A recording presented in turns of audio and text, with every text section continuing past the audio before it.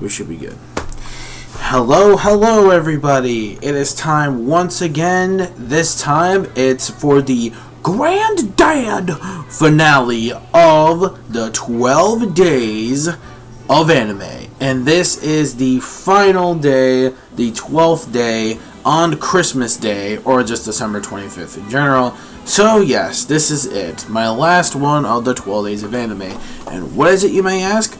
On the 12th day of anime, my waifu gave to me the top 5 anime of 2016. Yes, it is going to be a top 5 countdown of my favorite anime of 2016.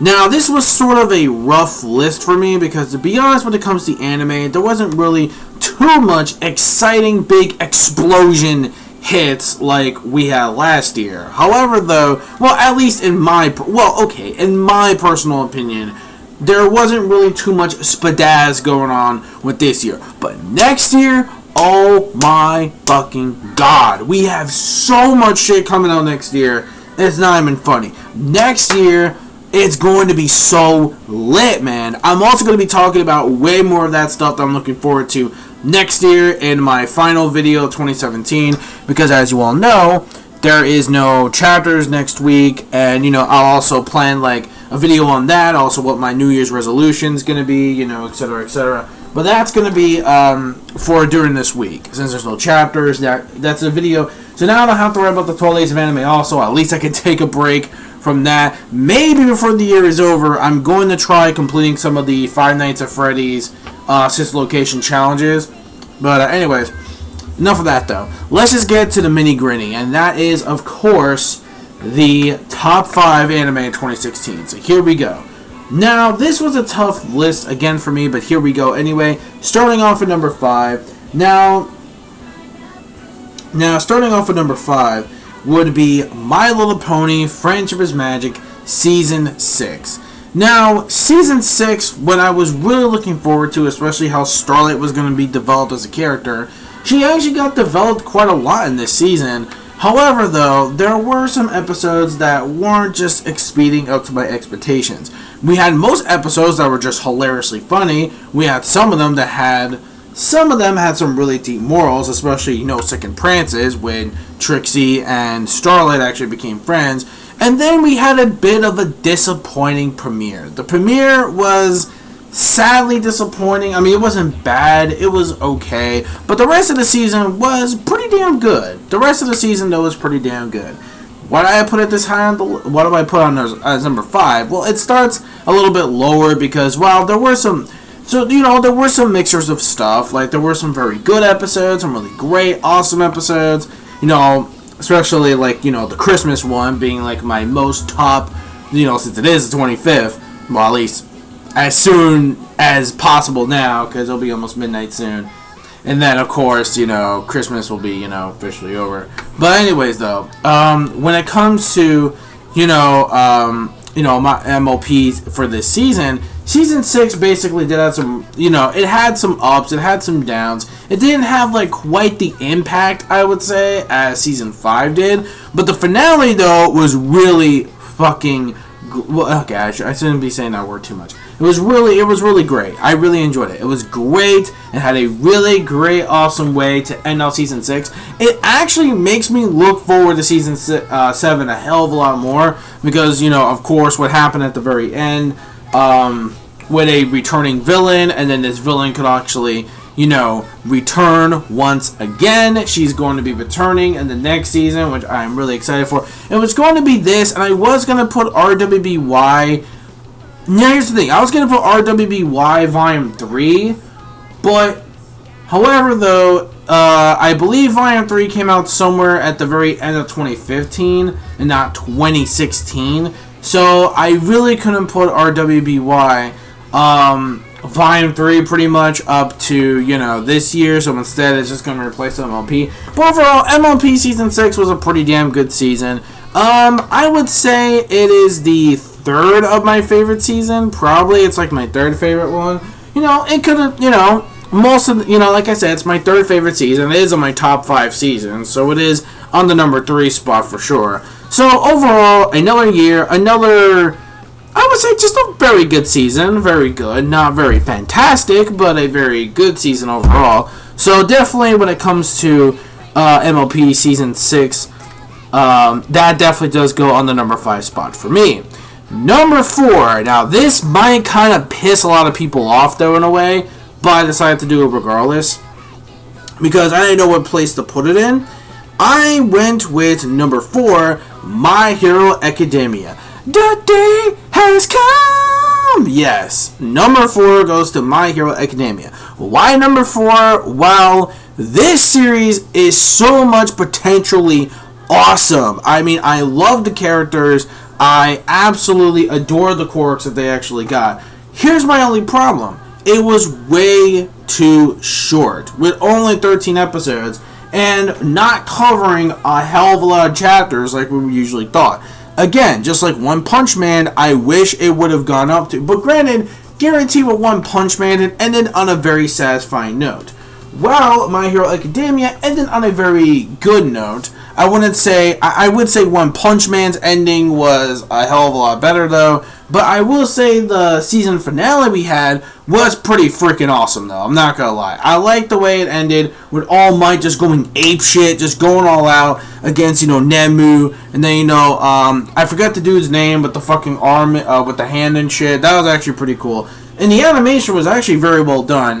The studio that did it was actually Studio Bones, who did it, and they also, of course, they also did Soul Eater as well. So they did a really good job on that. I really do like the animation team that did Soul Eater, that did this series. Very cool, I'm not gonna lie. So, anyways, moving on from My Hero Academia. Now, I love. Oh wait, no. Before I move on, the main character. Well, I thought he was kind of a little bit of a bitch, and I'm not a big fan of those characters, which is why I wasn't too much of a big crazy nut for Iruka 7. I wasn't a big fan because I couldn't stand the main character. Deadman Wonderland, though, was a different story. He might have been a bit of a bitch, but he wasn't that bad, though. I mean, Deadman Wonderland, I know it's from the same creators as Iruka 7, but I don't know. I felt like this one was a lot more done better.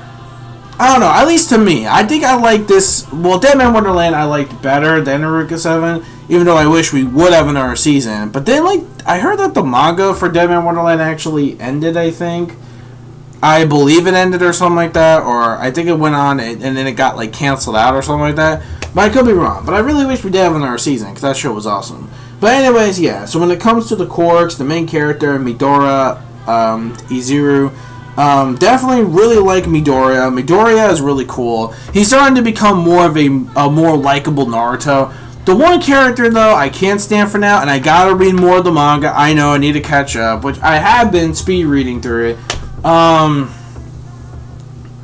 Is Bakugo. I can't freaking stand this character sometimes.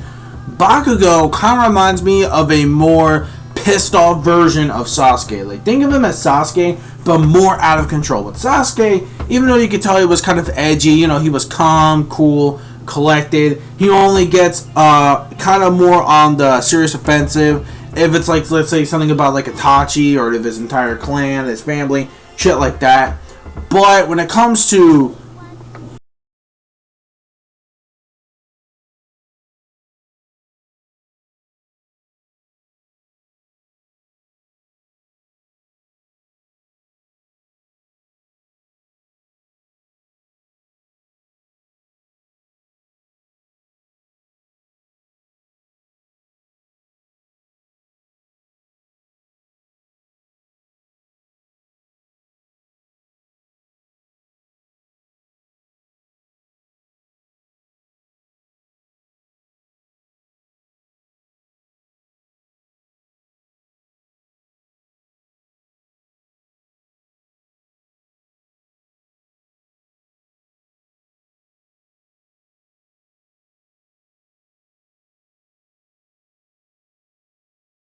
Danganronpa 3, Danganronpa, which is the Despair and the Future arc. Now, you could say, but you're using two series, man. Why are you doing this?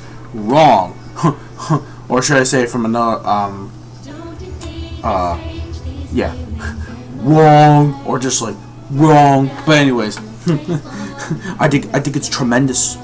tremendous, believe me. But anyways, so when it comes to the number 3, Danganronpa 3 was very, very intense. I really got attached to the characters, especially the ones from the first 2 games, especially from the first game, especially Makoto. Makoto got so much awesome development, and there are quite a few characters that did survive. They do, you know, die, which I'm not going to say which ones they are, but yeah, it does really suck. However, though, the impact of each of these murders is completely different. Like, this time around, it's not like how in the original anime or in the original game, how they basically have to, you know, have like a class trial and see which one killed whoever. No, this is an action-packed, insane survival game. Pretty much. Think of it as the game of, no, not game.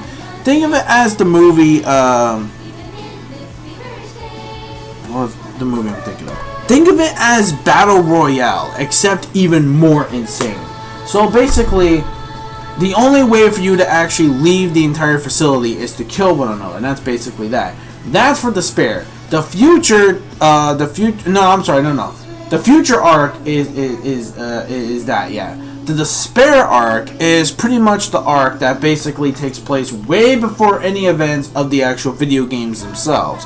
And basically, yeah, and it does actually go with, you know, forward into the past and what made Host Peak Academy what it is today. So that's actually really interesting to see where these students were before all this crazy, bashing, insane stuff happened. It was really cool, and I really do love the English dub, especially when Funimation was airing it back to back with sub and dub. The dub was actually really good.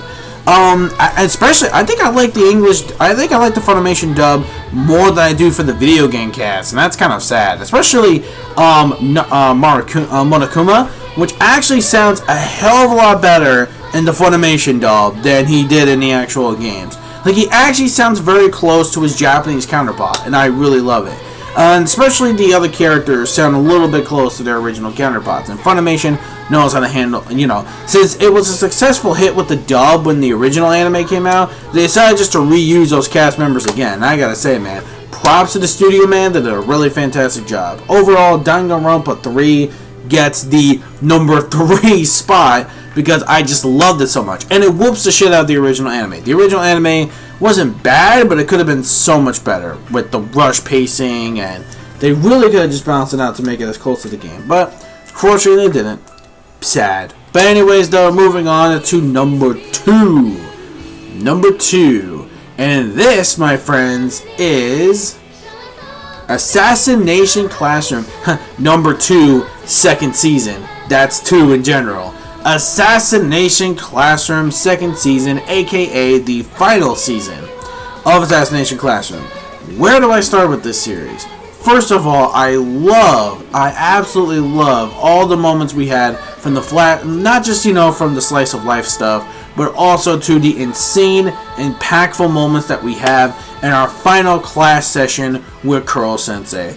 The characters of the students get very good development, especially what they really want to be, what kind of, you know, career they want to have after all this, you know, assassination stuff is finally over with. So very good stuff there. Also, the main villain was actually just a douchebag of an actual, yeah, he was pretty much a douche, but he was actually a really cool douche. And not to mention, it really does save the suspense surprise, thinking, oh shit, it's really this guy? Like, I didn't really expect that.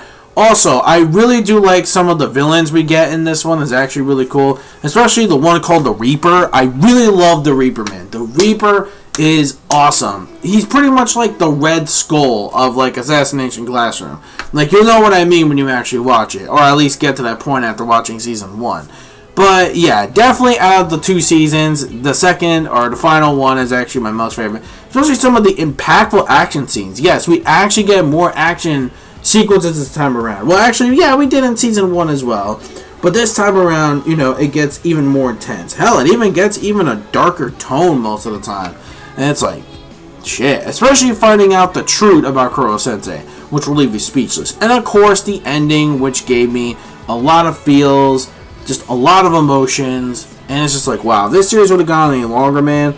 Oh, man. But I felt like this is the proper way to end it, so it is what it is. So, yeah. Thank you to the animation team, which is also the animation team that did Danganronpa as well. So both of them, congratulations. I loved both of these series this year.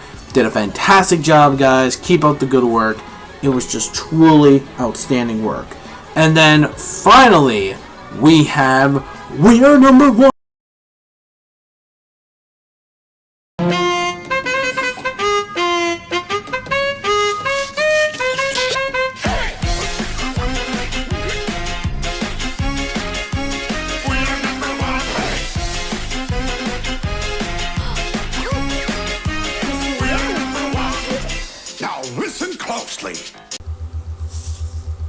Okay, so that is... Okay, so...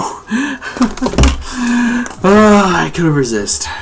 Love that meme to death. And it actually cures cancer. Dead serious about that. Especially I'm glad that the actor's doing okay, by the way. All serious thought, though. Anyways, number 1. JOJO's Bizarre Adventure. Diamond is Unbreakable. This is it. Number 1. My number 1 favorite anime that I enjoyed in 2016. It's JoJo, man. But granted, excuse me. True, it did not make number 1 last year, but I believe last year I put Stardust Crusaders at least like around where, like number 2. I think it was like number 2. Yeah, I think it like somewhere around like number. I think it was like in 2nd place if I'm not mistaken. It is 2nd to best next to One Punch Man. But this time, JoJo actually did make the number 1 spot. Because I really do like how unique it went from like going on an adventure by searching for the legendary vampire Dio that struck vengeance once again from not being killed, to this crazy, ridiculous slice of life, crazy batshit insane things that happen in this town, murders upon murders, these stand users that get even more weirder and bizarrer, and sometimes just incredibly OP. The main villain is a psychopath and a serial killer, and I guess maybe a rapist as well, and just someone who had a hand fetish and a boner. Yes, he even has a boner, and it's like, it's insane, man. It's fucking JoJo's, but what makes it so different is that it all takes place in one town, which is Moria, compared to in JoJo's and Stardust Crusaders, where they have to travel all to these different countries and continents just to go to Dio in Egypt. So that's the most craziest part about it all. And of course, we do see some returning characters. We have Jotaro. We have, of course, Old Man Joseph, which really is just an old man now and can't really do as much, except use his stand. Not so much of Hoemon, but he could actually use his stand. He could still use Purple Hermit, though, at least, which is actually pretty cool. So he's still able to use it. Well, I mean, actually, no, I'm sorry. He can still use some Hoemon. And he does do some pretty badass stuff. Even when this dude is like in his mid-70s, he can still kick some ass. So, him trying to play like the usual man, like, what? You say something, what? Like, no, this dude is not stupid. Yeah, he may go a little senile sometimes, but he's not that stupid. Joseph has still got it in him. And it's a damn shame if we do not see him in part 5 or part 6, which I don't think we probably will, unless he's probably dead by then, but I don't really know, I hope not. Like, I really hope this guy can also walk some crazy cool shit. Like at least some Hoemon or something, I don't know. But that'd be really cool at least to see him in a cameo. And of course we bring back the badass Jotaro. Here this time around, he's actually very more like, he actually has a really good personality compared to his usual Yadiyazu, Yazidozu, like the usual shit we get from Jotaro. However, here, he actually gets better because he developed as a character after high school. He actually became like a Navy officer, pretty much. Like he was a Navy soldier, which is actually really cool that he actually went out to the seas and stuff. Also, from what I heard later, he actually becomes like he actually gets into like a biology sort of thing, like he also gets into more like science territory, which is actually pretty, off for Jotaro, which I didn't expect that, but that's cool. So I'm actually liking that he's actually serving and protecting people, and he's doing the right thing, which is awesome compared to this typical high school punk that he used to be back in the day. Now, when it comes to Josuke, I love this dude as a Joestar, definitely. I think he's my second favorite Joestar. Yeah, he's my second favorite Joestar, next to Joseph. And my third favorite, of course, will be Jotaro. Jotaro will be number 3. At least he's on number 3, shit, because, then again, he is a pretty good badass. I could have placed him as like number 2, and Josuke is pretty damn good. I like Josuke. Josuke has an amazing character, and I really do like how he acts like Joseph, because he is Joseph's actual biological son, because, you know, Joseph, of course, cheated in Japan from his own wife, so it makes sense. So, yeah, so it's really cool. I love him as a character. He's really cool. And the rest of the characters we get along the way are cool, too. You know, we get Okyosaku, we get Koichi, we get Sugichi. I wasn't the biggest fan of the only character. Shugichi, well, he was pretty much like, you know, just a, you know, pretty much like a spoiled brat. Like, I didn't like him too much because of how greedy he was at the end of the day. Even though he is kind of, you know, pretty much not the brightest tool of the tool shed, let's put it that way. And basically, he was still able to actually get away with a lot of shit. But overall, after certain things happens, you know, it's like, damn, now you really do feel bad for the character. And it's like so odd how you was just like, wow, what a douche. But then, like, he's not as stupid as we think. But then after, you know, I'm not going to spoil too much of it. It's like, oh shit, never mind.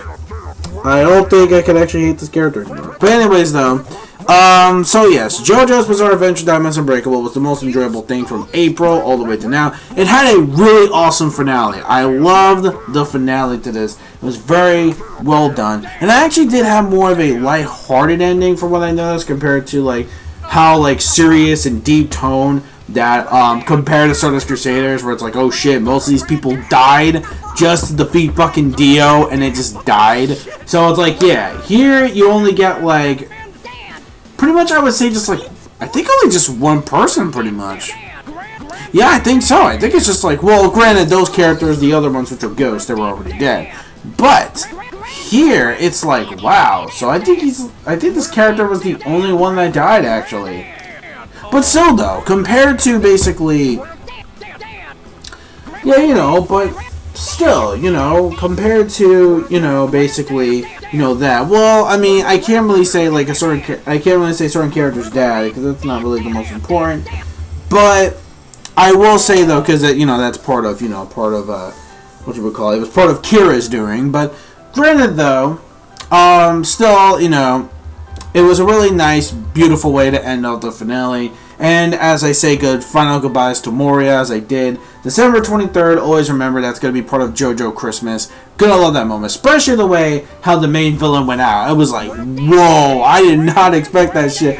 I'm just like, what the fuck is this shit? And I'm like, how did this happen? But anyways, yeah, so there we go. That's my number 1 choice of the top anime that I enjoyed in 2016. But tell me your list down below. What was your top anime that you enjoyed out of 2016? Let me know your thoughts in the comment section below. Thank you so much for watching, and thank you for sticking with me for the 12 days of anime. It's been a long ride, but we are finally coming to a close. It was quite fun, a little bit of a tough list to make this year, but other than that, though, it was still a lot of fun to do, though. I want to thank everyone who's actually joined me in. I actually just want to thank all of my beloved fans of actually, you know, sticking around, also following me on Twitter for updates, even though I was late most of the time, and especially now, which this one's probably going to be a bit late as well, but regardless, though, it is out. Thank you so much for sticking with me, guys, and I can't wait to do more of this, because I know there's going to be a ton of awesome moments, especially from all the content we're going to get next year.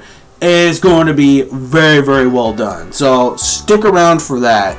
As you know, that's going to be it's going to be an insane next year. I really can't wait for 2017. 2016 has not been the best year for everyone. I mean, granted, you know, some people say like, it wasn't that bad, but for most of us, it wasn't really that great at all.